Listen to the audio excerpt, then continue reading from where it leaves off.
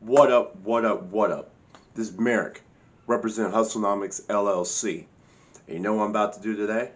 I'm about to tell y'all about how to get some great, not good, not okay, but great tenants into your property.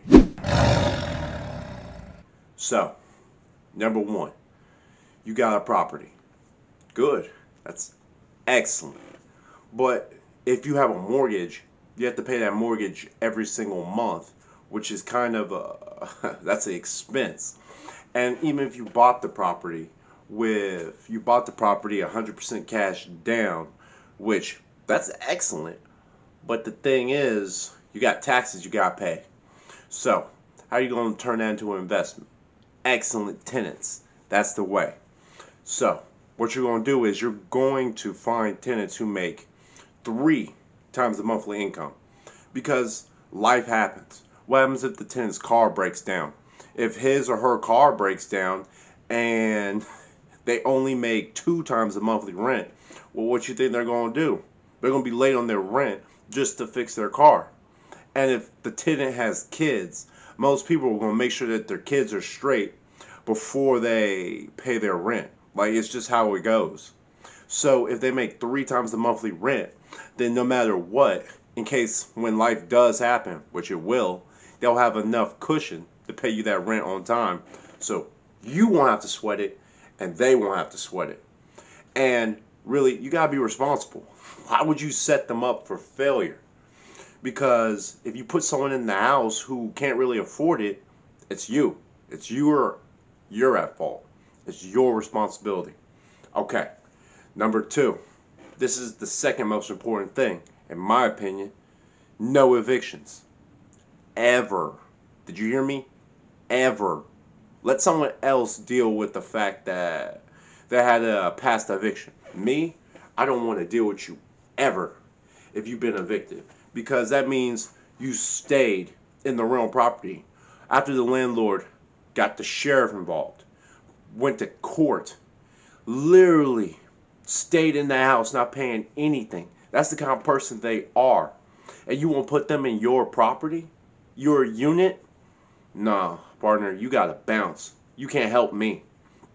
That's honestly how I feel about evictions. Go somewhere else with that. Now, the next one is credit score, which I'm not gonna lie to y'all. A credit score of 600 is what I'm looking for. 600 or above. But there's lots of qualified tenants who have credit scores lower than 600 because of life situations. Because some people don't even have credit. But the thing is, they got jobs that pay 3, 4, or maybe even 5 times the monthly rent. So let's say someone makes $6,000 a month. But let's say that their credit score is like 400 or 500. You can honestly say, no, if your rent's $1,000 a month, you're going to turn this person down just because their credit score is a little tore up from the floor up? What sense does that make? This dude can't handle it, or female can't handle it. When times get bad, they got your rent. You get what I'm saying? Next, let's talk about references. You see, a good tenant is going to have some stellar references.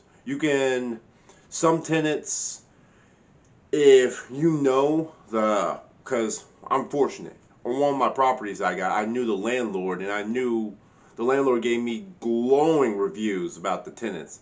So I'm like, okay, cool. And she said the tenants have been there for 10 years, paying rent on time every single month. I'm like, cool.